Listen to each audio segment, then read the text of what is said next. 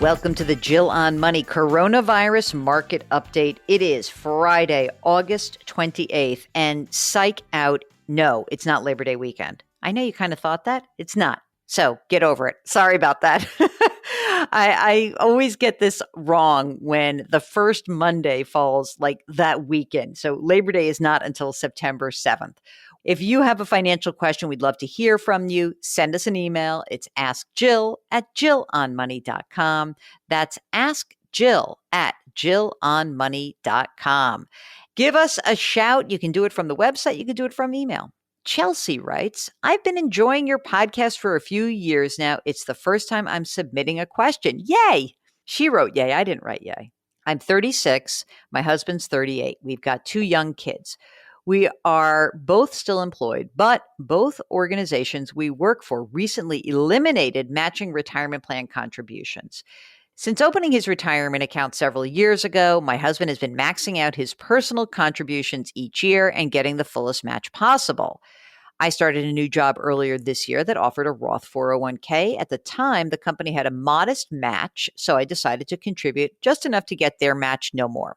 Since our employers have now eliminated their retirement fund matching programs, we're trying to decide what, if any, changes we should make to our personal contributions.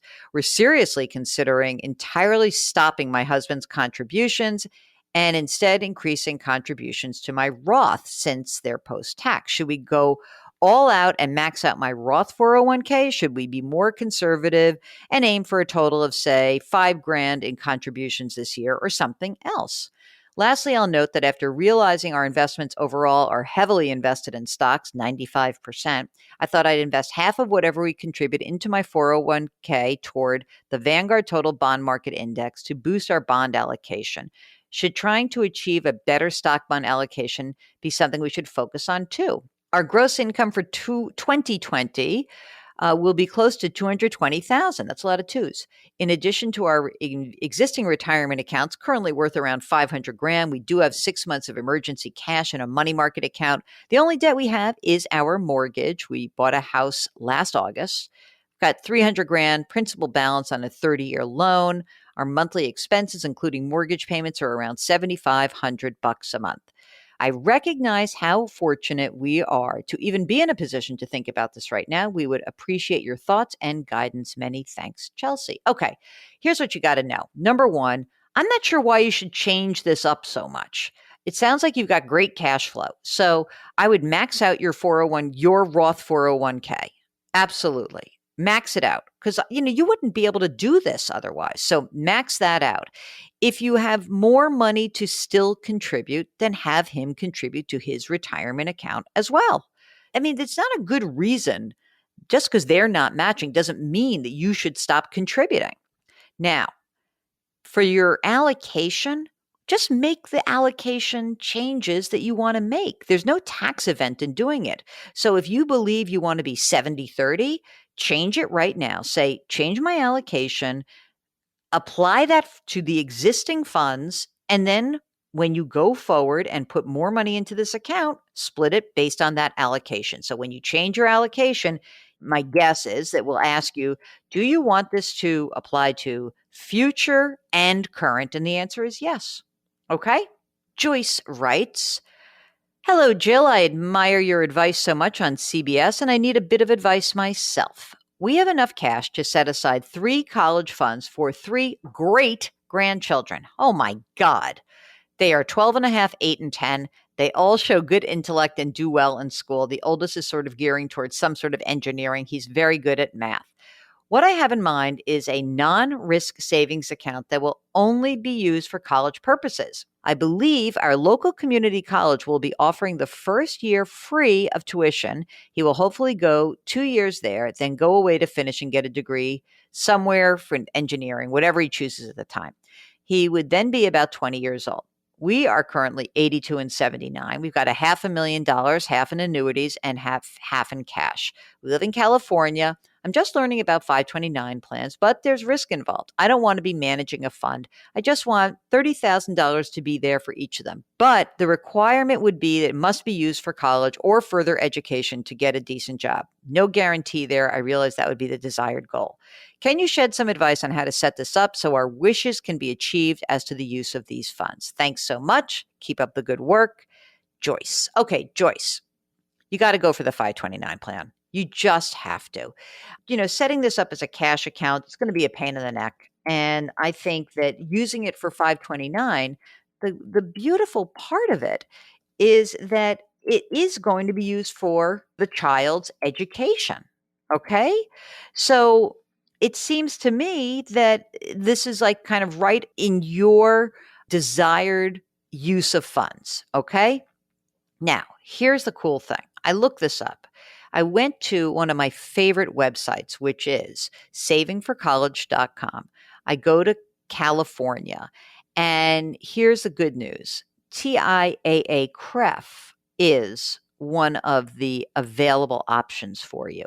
So if you wanted to actually use this plan, it is really easy, and the investment options are, I think, right up your alley. You can basically say, hey, I want there to be a really boring income fund. You can do that. It's passive fixed income investment fund. Most likely should be choosing the fund that is going to be targeted to the kids' year of college. But, if you want it to be really conservative, there's a passive conservative investment portfolio. There's all different options here. So I would be using the California plan, TIAA CREF, and make the kid the beneficiary. Okay. Okay, Darcy writes, hello, Jill and Mark. I'm one of those lucky folks to have a first world problem here. I went through a divorce about 5 years ago. I've been playing catch up financially ever since. As of last month, I now have all of my debts except my mortgage paid off. Yeah, way to go. She has also met her savings goals. She's trying to decide what to prioritize next. Here's my situation. I'm 50. I'm going to work until at least 62, but could easily work until 72 if needed. My sons are 20 and 19. They both have enough money in 529s to fully fund their college. Love the in-state community college deal. Hey, this is another one, Mark, just like the grandparents, right? The great-grandparents. Okay, Darcy's got a $500,000 term life insurance policy. I make 170 grand a year. My take home is about 8,000, monthly expenses 4,000. Great. House worth about 425 grand with a $320,000 mortgage. 401k, 200,000, currently contributes 6%, get a 6% match from the company and an additional 3% contribution from the company that is above the match. IRA, 500,000, 50 grand emergency savings, 15 grand savings for a new car. Options for current disposable income of this extra 4 grand a month. Beef up Roth 401k contributions. Most of my current 401k is not a Roth. Pay off mortgage faster. Start converting 20 grand of my IRA to a Roth IRA. That will keep me in my current tax bracket. How would you prioritize these three? Thank you. You and Mark are wonderful. Please keep doing the daily shows. You make my walk in progress toward losing 50 pounds so much easier. Darcy from Minneapolis. Thank you. I think this is an easy one. Here's what you should do. Beef up your Roth 401k contributions and also start converting your 20 grand a year of your Roth. That's it. Don't pay off your mortgage faster. Just keep where you are and don't worry about a thing. We'll be delighted to hear about your progress, but this is so far amazing. Amazing. You've done a great job. So well done, Darcy. Next and last is Bev. Hi, Jill. I need some help understanding bonds. My husband and I are retired, ages 68 and 66. In the springtime, we had about $1.3 million in our portfolio, and we had too much in stocks, about 70%. Bonds were at 17%, cash 9%. Cash could cover us for 2 years if needed. Even with those stock market losses that we incurred, we were not anxious about the market. Okay. She says our anxiety level is low. Can we have more in stocks than is usually recommended? Should I try to buy more bonds? Here's the deal. I think that individual bonds are fine. You said you have some Ginnie Mae funds, some municipal funds. But the reality is, if you are comfortable with a 70-30 portfolio and you're not pulling money out of the portfolio, maybe you don't need to reduce it. I'm a wimp. So I just would say that, on a rebalancing basis, maybe as you come into the fourth quarter of this year, maybe what you should just do is shift some money out of stocks and buy bonds. I would do this in your retirement accounts if possible, so that you don't necessarily have to pay any capital gains. But in your non-retirement accounts, maybe you leave it a little bit different, or you let things roll off as possible. But Vanguard Total Bond Fund is fine. A Vanguard Intermediate Term Bond Fund is fine. I think you're in good shape. And if you don't like the world of bonds because you have a particular view on what they pay and how they work, well, then don't worry about it, because you could always use your CDs. I just think, kind of rolling into a bond fund is pretty easy to do, especially in a retirement account. Okay, I hope that helps. It is Friday. That is fantastic.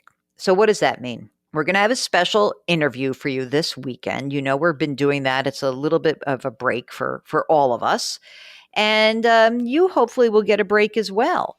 It is important for us that you feel like you can reach out and get some answers. To do that, just send us an email. It's askjill@jillonmoney.com. You can always go to the website, jillonmoney.com, sign up for our free weekly newsletter, buy the book, subscribe to the podcast, send the podcast to somebody, leave a rating, leave a review. Boy, I'm very demanding today. Remember that our music is composed by Joel Goodman. Mark Talercio is our executive producer extraordinaire. We are distributed by Cadence 13.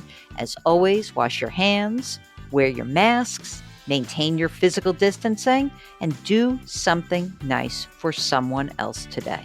Thanks so much. We'll talk to you tomorrow.